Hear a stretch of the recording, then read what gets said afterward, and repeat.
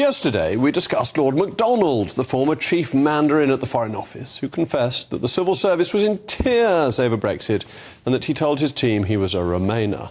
He broke the civil service code because he thought it would be good for Foreign Office morale. Last night, just after coming off air, I learned that a former trade official has said that a selfie with me was held as evidence that he was a right-wing extremist by counter-terrorist police.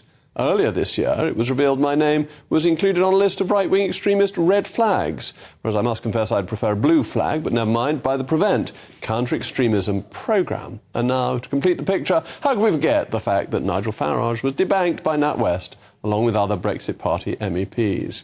This is painting a picture of an amateurish Inspector Clouseau-style approach by the United Kingdom's officials. If you're a Conservative in public life, you can expect rather dopey officials who are probably too idle to come into the office or to do serious work to have suspicions about you.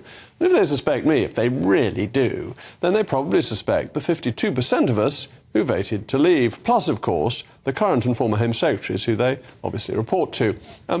It's not a conspiracy theory any longer that officialdom is dominated by a modern liberal version of the Keystone Cops. Let's take the example of the blubber's booby old Lord MacDonald.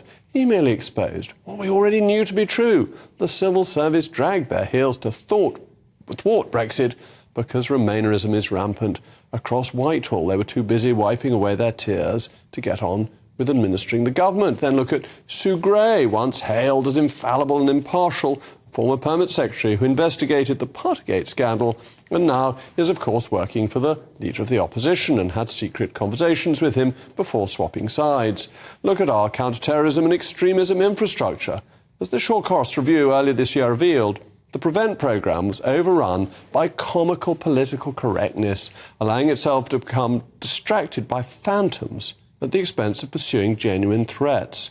The fact that legitimate Conservative commentators, such as Douglas Murray and Melanie Phillips, or even I, were considered red flags for counter-extremism, tells you how laughable the establishment has become. And now it's alleged this went as far, and it is only alleged, so we'll have to see whether this all comes out of the ether, went as far as a selfie with me being used as evidence of somebody being a right-wing extremist. The Nigel Farage debanking case demonstrates that this mindset has extended beyond the public sector and into the private. The NatWest is 38% state-owned, but it's still majority private. And just to top all this off, a number of cross-party MPs wrote to the Culture Secretary criticising the shady counter-disinformation unit of the government.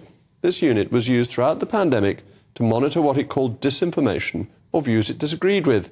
But the unit, whilst posing as an arbiter of truth, quickly fell into the trap of targeting entirely legitimate dissent. It ended up collecting posts from people for the crime of criticising lockdown. So the picture is clear. There is a like-minded group, though they're a pretty fuzzy-minded group of people. They don't like Brexit, they don't like borders, they don't like conservatism, they apparently love diversity, equity, inclusion, and only, of course, when it suits them, because it doesn't include anyone with right-wing views. But they're just very thick. They're rather stupid, and their policy gets exposed. They seek to be sinister, but become absurd.